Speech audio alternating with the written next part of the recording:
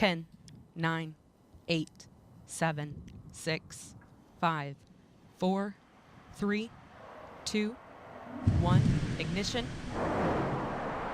And liftoff of Starliner and Atlas V, carrying 2 American heroes, drawing a line to the stars for all of us.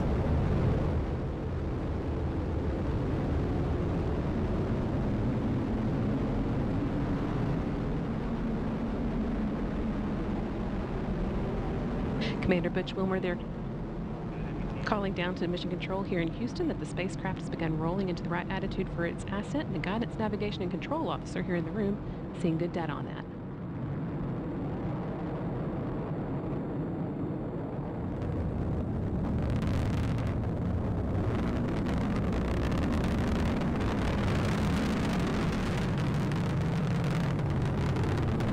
Starliner passing through max Q, or the point of maximum dynamic pressure where the forces of air friction are highest, which in Suni will shortly be passing through Mach 1, where the speed of sound.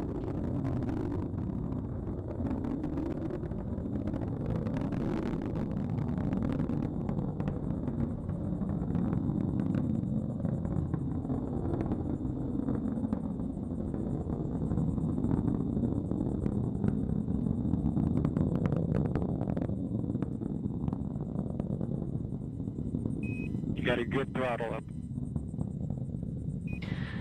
Starliner and Atlas looking good with speeds and attitude increasing as expected. Coming up in less than 20 seconds, the solid rocket boosters will run out of fuel and burn out.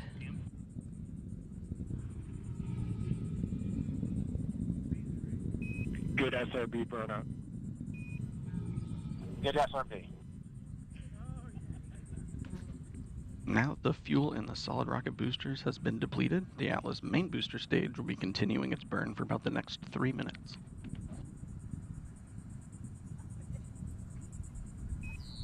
Good handle. Good handle. That call, good handle, from Capcom Joshua Kudrick, indicating that the crew now has the ability to initiate an abort manually if needed. All looking good so far. Now 2 minutes into Starliner's flight and coming up on the solid rocket booster jettison at the 2-minute and 40-second mark.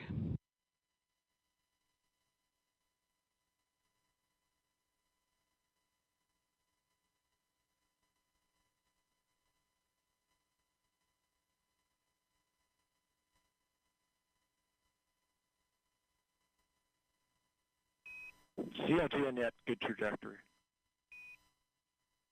CLG. The solid rocket boosters have now been jettisoned after seeing Starliner through its first 90 seconds of flight. Team on the ground here confirming that it was a good jettison and that the vehicle's trajectory continues to look good. Now 3 minutes into today's flight.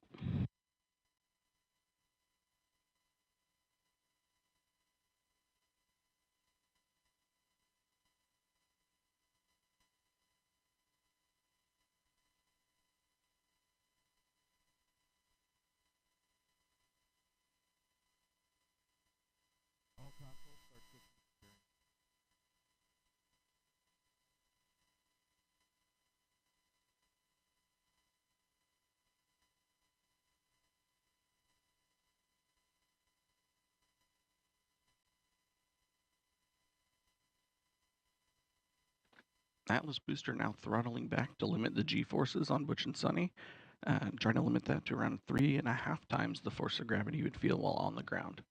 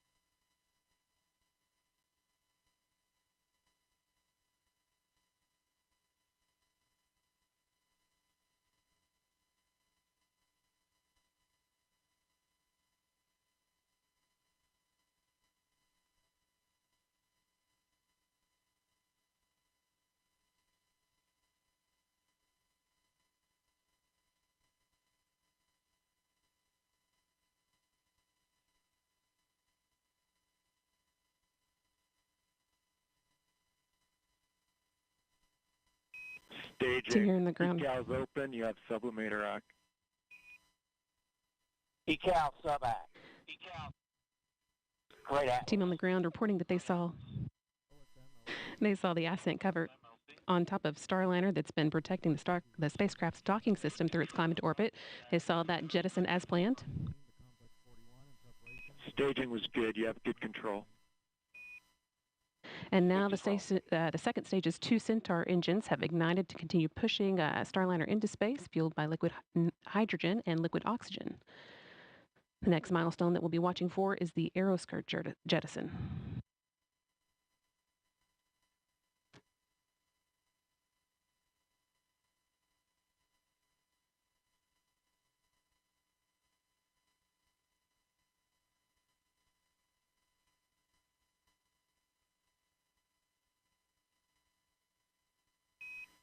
Starliner, you had good booster performance. You're up to plus 31. Plus 31.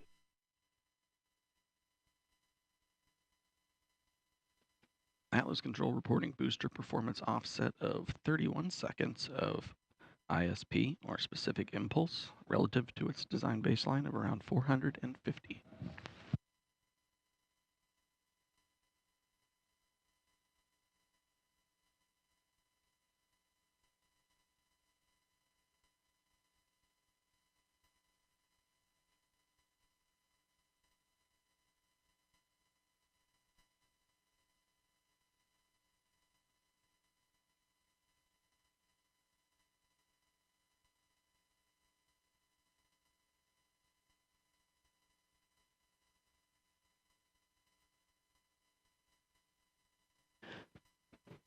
All continuing to perform well, almost 7 minutes into today's flight.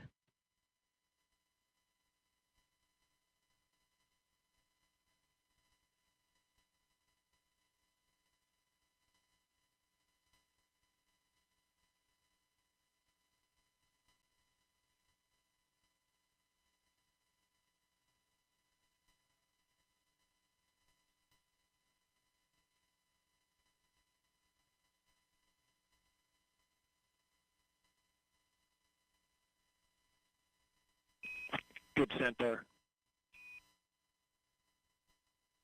Good Centaur. Capcom Joshua Kutrick continuing to pass good news up to Starliner's crew.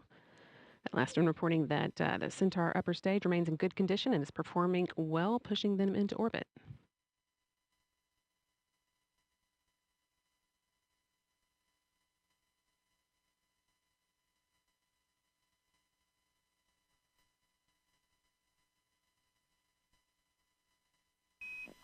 St. John's open. St. John's. Starliner is now entering its first guided abort range, where Starliner would direct itself towards a specific location in the event of abort. In this case, just off the coast of St. John's, the capital of the Canadian province of Newfoundland, Labrador.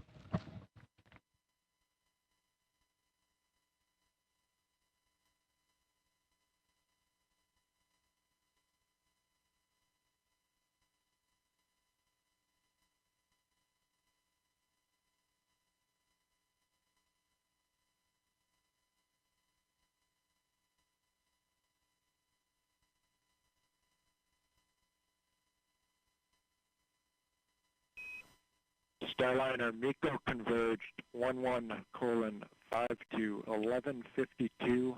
Good perf. You're at 34 to 36 seconds. 11:52. 34 seconds. That call letting the crew know that the main engine cutoff, MECO, should happen just about on time, about 12 minutes into today's flight. Another good indication that Starliner's Ascent is taking along exactly as expected. Main engine cutoff is a major milestone marking Starliner's arrival on orbit.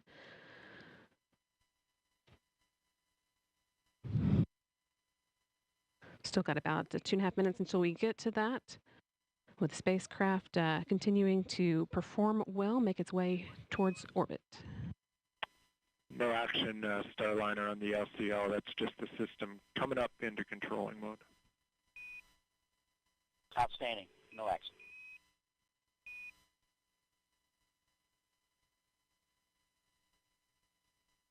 Once the main engine's cut off, the next step will be the launch vehicle separation. That's set to occur just short of 15 minutes after launch, when Starliner will separate from the rocket and fly free in space for the first time.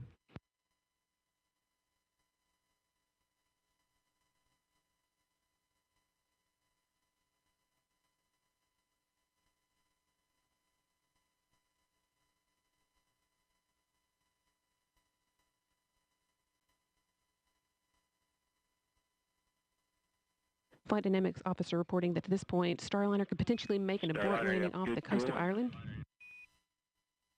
Good cooling. And they're, again, all continuing well, so we're not expecting to need that abort. As Starliner is rapidly approaching orbital velocity, the abort region is only available for just over 1 minute, where Starliner would just continue up to orbit after that.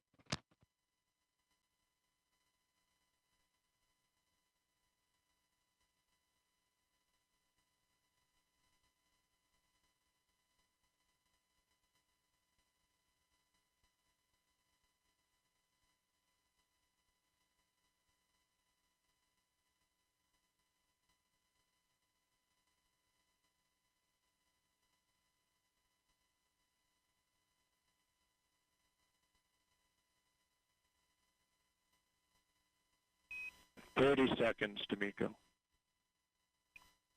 Just 30 seconds to go. Now until main engine cutoff, marking Starliner's arrival on orbit.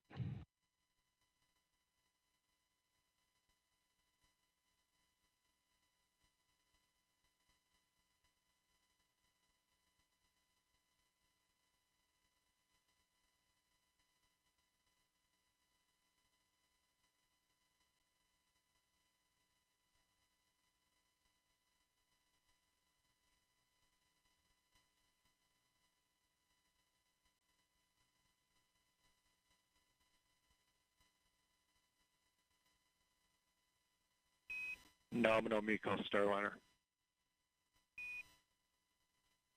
Nominal MECO. And with that nominal MECO call, that's main engine cutoff. We've got good energy, meaning a good velocity for continuing to orbit, and a good plane, meaning Starliner's trajectory is aligned with the International Space Station for rendezvous tomorrow. And with that, Butch, Wilmore, and Suni Williams returned to orbit. Individually, they are both extremely experienced astronauts. 14:52, 14:52. 14:52. They're both very experienced astronauts with a combined total of 489 days in space between them. Starliner is also the third spacecraft that they've launched in. Both have traveled to the International Space Station via space shuttles and Soyuz and are now well on their way to repeating the journey via Starliner. It's also worth noting that Williams' role as pilot marks the first time that a woman has crewed a flight test of an orbital spacecraft. Just a few seconds ago, you heard Capcom Joshua Kutrick calling up to Butch and Suni. With the expected time, Starliner will separate from Centaur at about 14 minutes, 52 seconds into flight, just under 2 minutes from now, or 1 minute from now.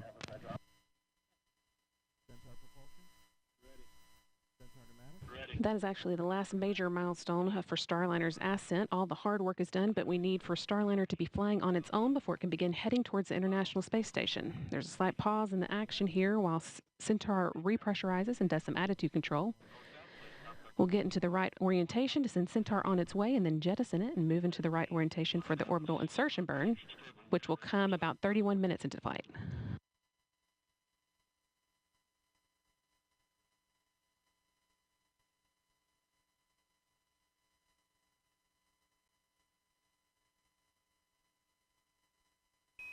No action on the cabin temp Starliner. No action.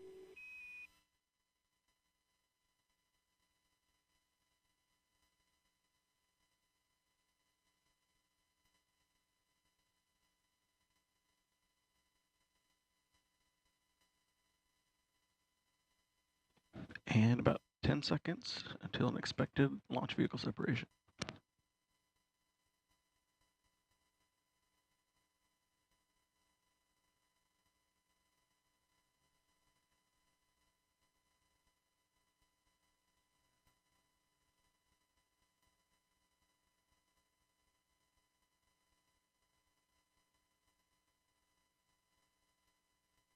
LVSEP confirmed. Good LVSEP.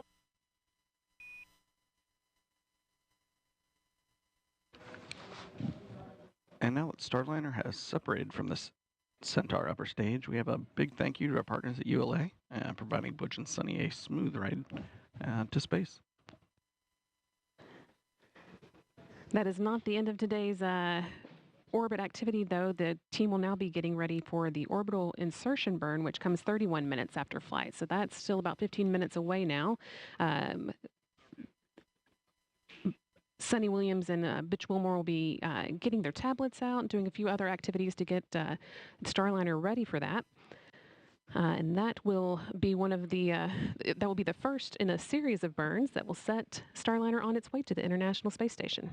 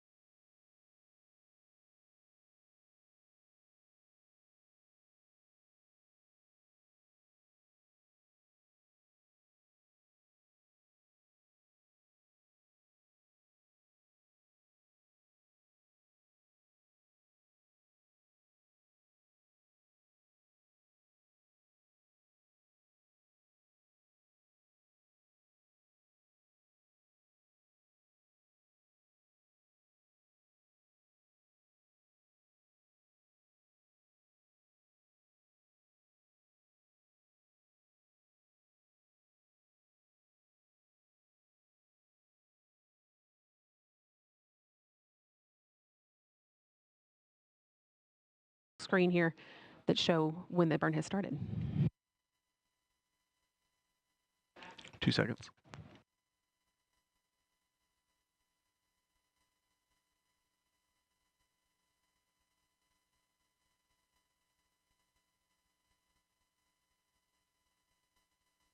And flight controllers here in Houston, seeing 4 good OMACs, good burn.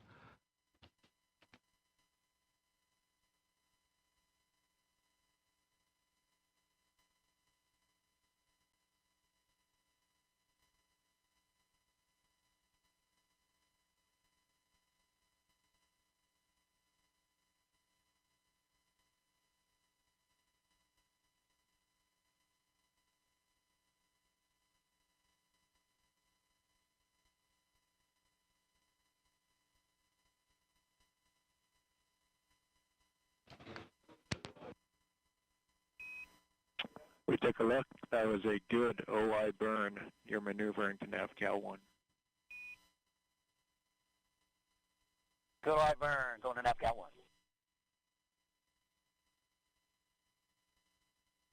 1. And with that call up, both crew and flight controllers agreeing that that was a good OI burn. I'm looking at the trajectory plot here in Mission Control. I see our trajectory pointing us directly up to the altitude we need to go to for the next burn.